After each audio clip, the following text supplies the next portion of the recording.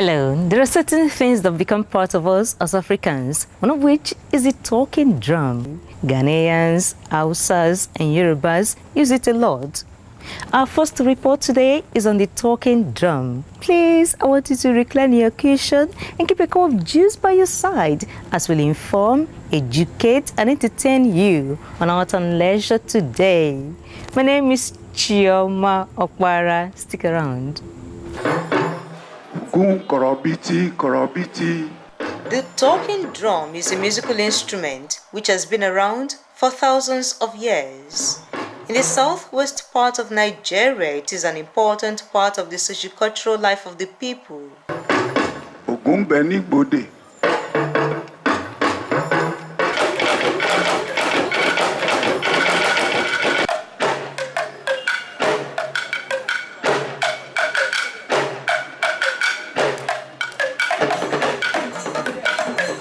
In the traditional Yoruba setting, the talking drum serves different purposes. Long time ago, during the reign of Abasi, the British district officer came into the palace with his t-shirt and shorts. And who dare comes into the palace of a king with t-shirt and shorts? And it's the duty of these drummers to announce the arrival of every visitor into the palace. So the drummer couldn't do anything. Then he looked at the man, tried to describe him. He described him by saying, Káàbọ̀, ṣé dáadáa ló dé, oníṣòkòtò péńpé tí ìṣẹ̀lẹ̀ wù ẹ́ tù ríyẹ́, káàbọ̀.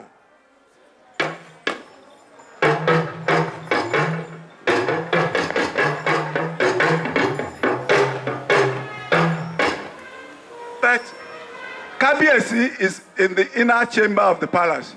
He could not understand who could this man be.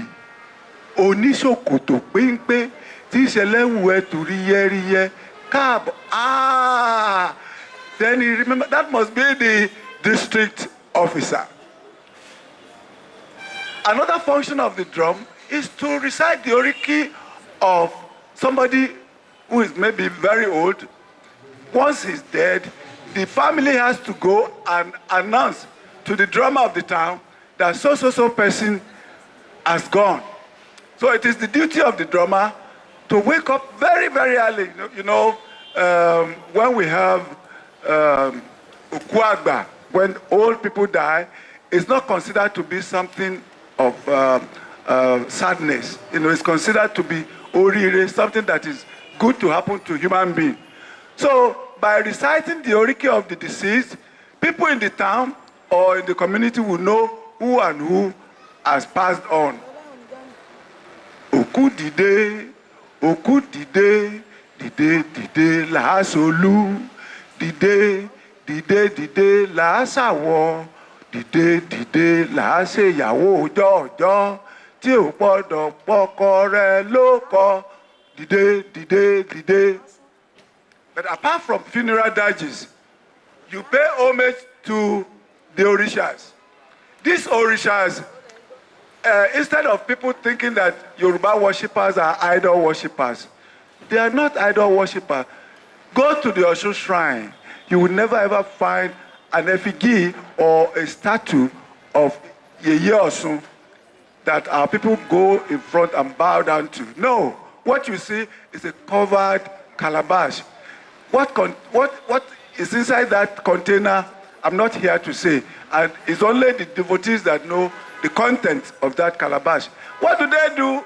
They praise the name of Osun like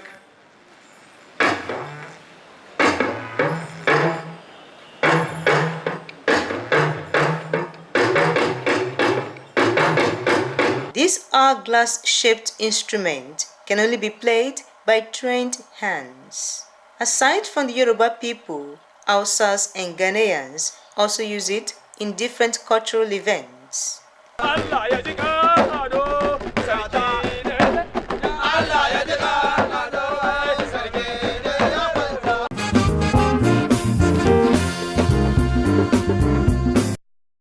Welcome back. Yes, I can say that every generation enjoys the sounds that come from the talking drum. From the talking drum report, let's talk about a living legend, Dr. Bruce Onobrakweya. His humility and contributions to the growth of visual arts in the country are unparalleled. I've met some people he mentored and they are doing very well. Some of them have won awards. 10 people who are still under his tutelage decided to have an exhibition here in Lagos. Let's see their works. They titled their exhibition Ribbon in April. They've been with Dr. Bruce Onobrakweya for some years. Here they are showing off what they've learned. This is a painting, acrylic on canvas. I titled this The Representatives. Yes, these are supposed to be representative from a community, the people that the community are looking up to, that they think they can represent them. Yeah, I titled this piece Salvation. It talks about we humans. Here you can see you have buildings, houses representing we humans, and there's a moon here which represents Christ. Like he is passing the torch, as in passing on the light into our life, in which if we open the door of our heart, it's going to come in and dine with us. At night, this glooms. That's why I use this incandescent polymer, so that at night you could see the light passing through. There are many sides to Dr. Bruce Onobrakweya, and each of these artists focused on what caught his or her fancy. I titled this Amuludu. It's a plaster cast, and here you can see a lady with a drum. She's beating a drum. Amuludu kind of mean entertainment. She's bringing life to the crowd, entertaining people. The title is Toby. It's actually part of a series called the Pearl series. Why I choose to make this is actually to tell a story of how the pear is gotten. Like the sand enters the oyster and that sand irritates it. But then it accommodates it, and after some time it begins to secrete some fluid, which after some time the pear is gotten. So if an oyster can go through all those processes and yet still beget a pear, how much more we humans? So I chose to do Toby because when I met her, she's a very lively person, always smiling, and as if she has no problem or she has no challenges. But you don't see it on her face. She's always happy and cheerful. The title of this work is Ijoya, and the concept of the work is talking about occasion. If each of us is going for occasion as a wedding occasion, anything about drumming, the drumming will take us together so that everybody will be happy. They draw inspiration from happenings around them. I titled this We Struggle. Basically, it talks about the kind of life we live here in Lagos State, whereby everything we do, it's always on the move. You want to enter bus, you struggle, you are going to work.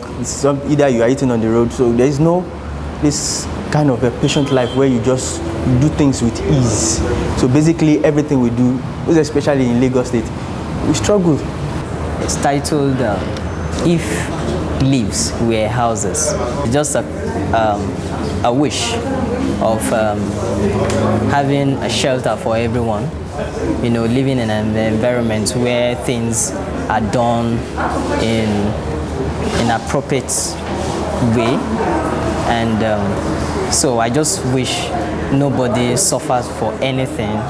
This work is called a Colograph and was inspired by the pictures of the Nepal bridge in India and the Eiffel Tower in France. The bridge in India is a spectacular one where you see it coming as if it's touching the skies, but it's not touching the sky, but it's a long bridge using crossing lakes. This is a Nepal bridge where you see the picture, you understand what I'm saying? And this is also like the Eiffel Tower in France. Providing the right environment for the expression of creativity has helped this group a great deal. Working with Dr. Bruce it's something fantastic. You always learn something new if you look deep, because there are so many parts, there are so many things that Dr. Bruce brings together. Like you see painting, you see plastocraft, you see textile, you see. So if you are able to look very well, you can actually carve an niche for yourself.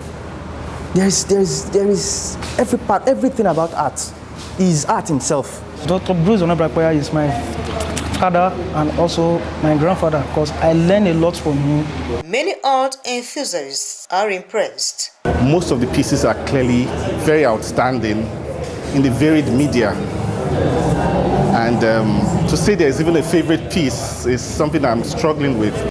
The French Cultural Center encourages up-and-coming artists to exhibit regularly.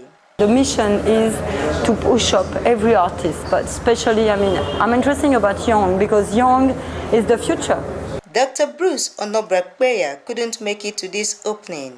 His son represented him. The Hamatan workshop, which he instituted many years ago, is actually directed at this kind of empowerment of artists. Some of the challenges which our artists have is the fact that they are not able to create because, they are not exposed to varied media, new media, and challenging media, which basically expresses their creativity.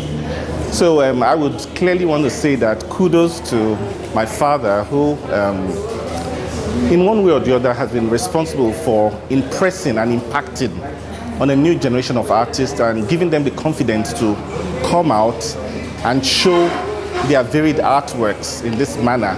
This is the first time this group is having an exhibition, and they say it's not just a one-off.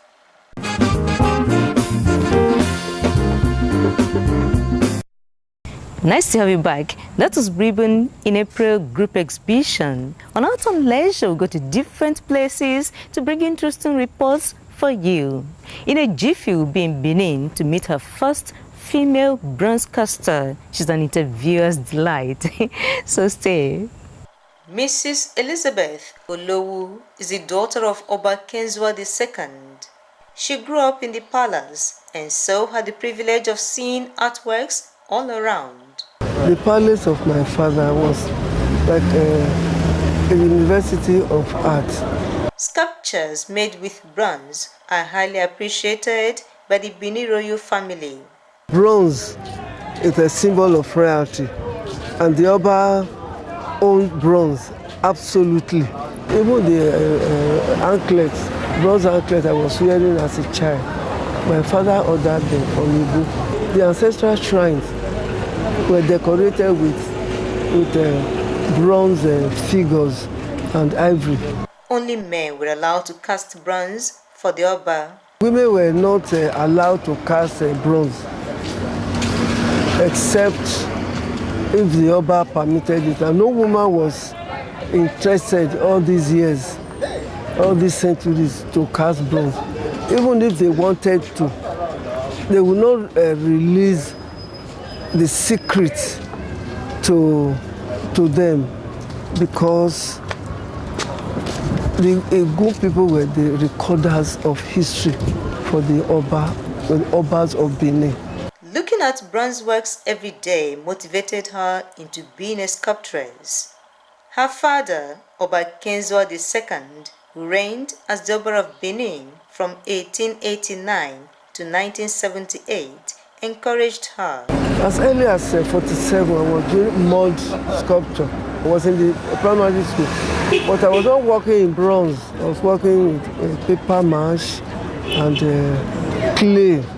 I even created a sewing machine, that I saw with mud. It was not functional, but it looked so much like a sewing machine. So when my father heard of it, that you need to see the machine she made out of mud. You pretend to be sewing, hand machine. He now came, because my father loved children. Said, I have a dress to sew. can you sew it for me?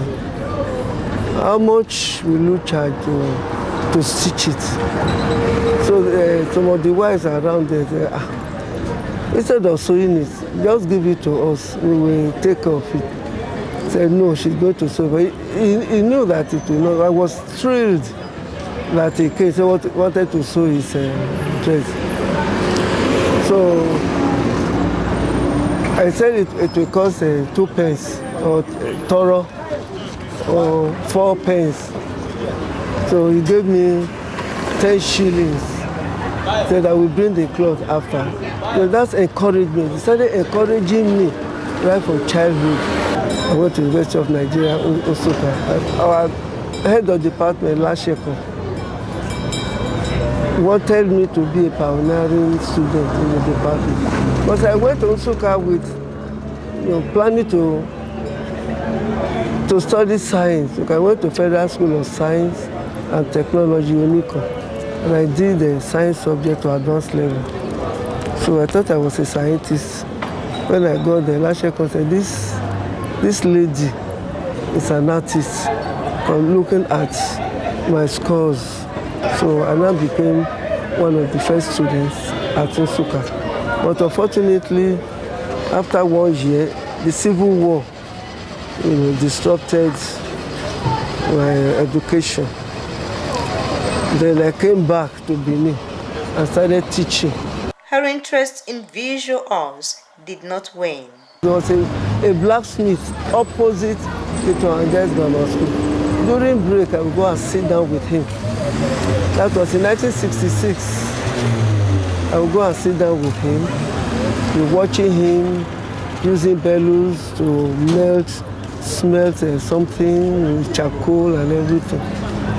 Then when he was came his crucible, I would see something molten bronze, like gold. I'll be asking him questions. Again, she was reminded that bronze casting wasn't for women. I asked him why. He said they would die. But later on, I discovered that it's not that they will die. The work is too tedious, too strenuous. And if you are expecting a baby and you face such heat, it's all heat, then you can miscarry. Mrs. Elizabeth Olowu is the first female bronze caster in Benin. When I went to my father, I said, this is what they told me about bronze casting. Now when you cast bronze, there will be disaster. My father said, go and do it. He authorized me. I said, go and do it. You will succeed. I know you will succeed. And they even sent for the gun caster. So I want you to teach my daughter. That is the sepedule system of casting. So I said I should go there. So I came here and learned the sepedule system of casting. Sand casting I had learned in Holland. Her daughter, Dr. Kwejula Iwola, is a sculptress, an art historian, and the head of Department of Creative Arts, University of Lagos. Does she still sculpt? Bronze sculpting, very difficult job at this age. But if you give me paper mache, I will sculpt. But not to go into that strenuous bronze casting. Mrs. Elizabeth Olowu is both a princess and trailblazer. The story of bronze casting in Benin is incomplete without a good mention of her determination and prayers.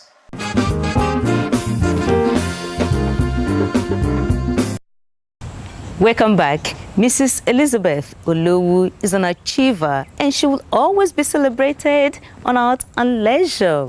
From Benin, let's quickly go over to Ikot Abasi to see her historic sites. You see where Lugard lived, where the ceasefire agreement between Nigeria and Biafra was signed, and many more. Stay. In the 19th century, Ikot Abasi served as a collection point for slaves.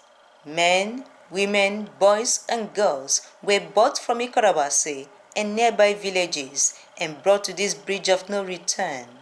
It is so called the bridge of no return because, as a slave, When you set your feet on top of that bridge, you are going straight into the ship, where you will be taken off the shore of Nigeria, and will never come back to Nigeria again. This bridge of no return was first built in 1795 by the Europeans.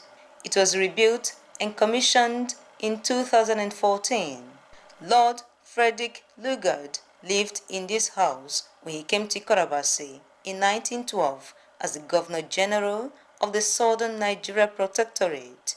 His domestic staff lived here. This is called Amalgamation House. It was the administrative building for the colonial masters. Lord Lugard used one of the rooms as his office. This is the megaphone he used in announcing the coming together of the Southern and Northern Protectorates to become one nation, Nigeria. Also, history has it that this is where the ceasefire agreement between Nigeria and Biafra was signed. In 1929, the women of Ikot Abasi, led by Mrs. Adia Edem, revolted against the poll tax conceived by the colonial government. About 33 of them were killed.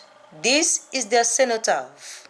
This Women War Memorial has a gallery where different art pieces depict happenings in 1929. Ikot Abasi indigenes would like history books to be written because they say that 1929 Women's Riot started in Ikot Abasi, then known as Opobo, and not Aba as widely accepted. This German bridge was built in 1902 and reconstructed in 2002. This is a naval dockyard. It was established by the Department of Commerce and Industry. Boats were built here, and so it was also called the Boat Building Yard. This is the popular Imo River. Port Harcourt is not far from here.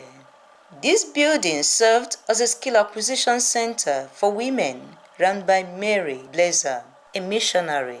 Many colonial masters and missionaries lived and died here. Their tombs are hidden amongst ridges and towers. For a town rich in history, one wonders why many of the sites are in a bad state. The local government is handicapped.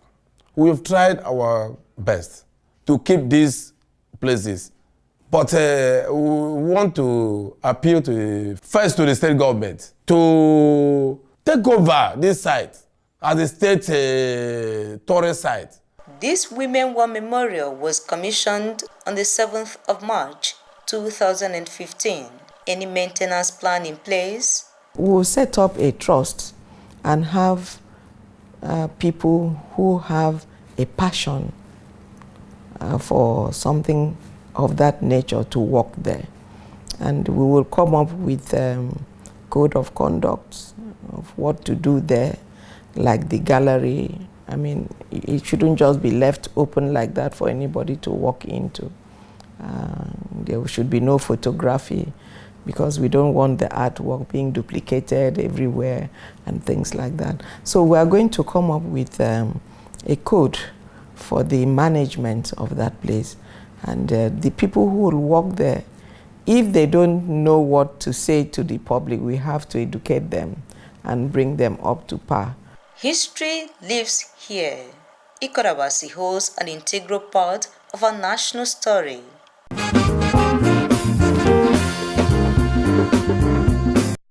Indeed, Ikot Abasi has so much to offer in terms of what makes us tick as a nation.